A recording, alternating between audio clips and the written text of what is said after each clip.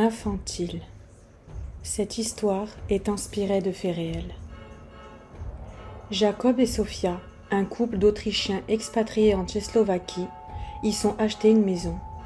Malgré le fait d'avoir quitté leur pays natal, ils étaient heureux et vivaient le parfait amour au début, jusqu'à ce que des événements terrifiants ne viennent perturber leur petite vie tranquille. Cela faisait maintenant quelques mois qu'ils y avaient emménagé et commençaient à constater que des phénomènes quelque peu étranges s'y produisaient, en particulier la nuit. Il pouvait arriver que la télé, ainsi que les lumières s'allument toutes seules. Des objets auxquels Sofia tenait avaient mystérieusement disparu, sans parler du fait que le téléphone ne cessait de sonner, sans personne au bout du fil. C'est ces appels angoissants qui avaient mis la puce à l'oreille du jeune couple, qui en conclurent qu'une ou des personnes mal intentionnées leur voulaient du mal. Mais qui pouvait bien faire preuve de tant de cruauté à leur égard ?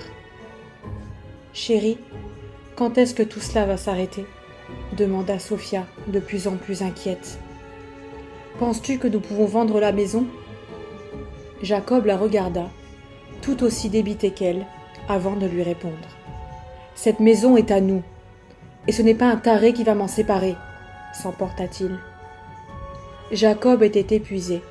L'on pouvait voir des cernes imposantes sous ses yeux, ainsi que ses traits tirés par les nuits blanches qui l'enchaînaient. Sofia, quant à elle, paraissait moins fatiguée, mais semblait terrifiée, voulant à tout prix quitter cette maison, alors que son mari, lui, voulait absolument y rester. La nuit tomba rapidement, et Jacob décida d'aller se coucher tôt. Sofia se contenta de déprimer devant la télé, lisant son livre préféré, jusqu'à finalement s'endormir. Cette dernière fut soudain réveillée en sursaut par une brise de vent effleurant sa peau. C'est avec horreur et complètement paralysée qu'elle aperçut une silhouette humanoïde se tenir debout et droite dans la cuisine. « Jacob, c'est toi ?» demanda-t-elle effrayée. Mais la forme ne bougea pas d'un pouce, lui faisant dos. Sofia n'en croyait pas ses yeux, décidant de les frauder frénétiquement, pensant que c'était une hallucination due à la fatigue. Regardant de nouveau la silhouette, celle-ci avait disparu. « Sofia, tu m'as appelée ?» fit la voix de son mari, descendant les escaliers. Sofia se retourna brusquement, les yeux écarquillés. C'était avec effroi qu'elle se rendit compte que son mari se trouvait à l'étage et non dans la cuisine. Qui donc se tenait debout juste là ?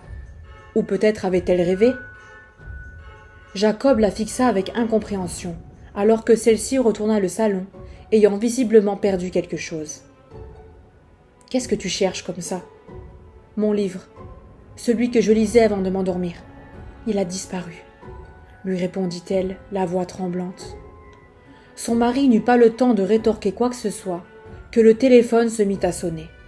Soufflant d'agacement, Jacob s'empressa de décrocher, mais personne n'était au bout du fil. Tout ce que Jacob entendit fit une respiration calme et régulière. « Maintenant, ça suffit !» cria Jacob, à bout. « Qui êtes-vous et que voulez-vous » Ce dernier hurlait de toutes ses forces, perdant patience, alors que Sofia, elle, sanglotait de terreur. Soudain, alors que les choses ne pouvaient pas être pires, le fameux livre que Sofia cherchait vint s'écraser contre le sol devant ses yeux. Jacob et elle levèrent tous deux la tête pour voir d'où il pouvait bien provenir et furent frappés d'horreur à la vue de 4 silhouettes se tenant au sommet de l'escalier. « Jacob, est-ce que tu vois ce que je vois ?» chuchota-t-elle, paralysée. « Oh, oui. Oh mon Dieu !» sanglota-t-elle. « Cours !» hurla Jacob, prenant sa femme par la main pour l'entraîner dehors.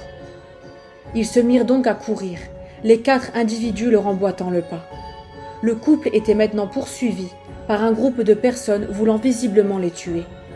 Ils trouvèrent enfin un endroit où se cacher, afin que Sofia appelle immédiatement la police, mais son téléphone lui fit violemment arracher par l'un des individus dont elle pouvait maintenant voir le visage. Un enfant. C'était un enfant.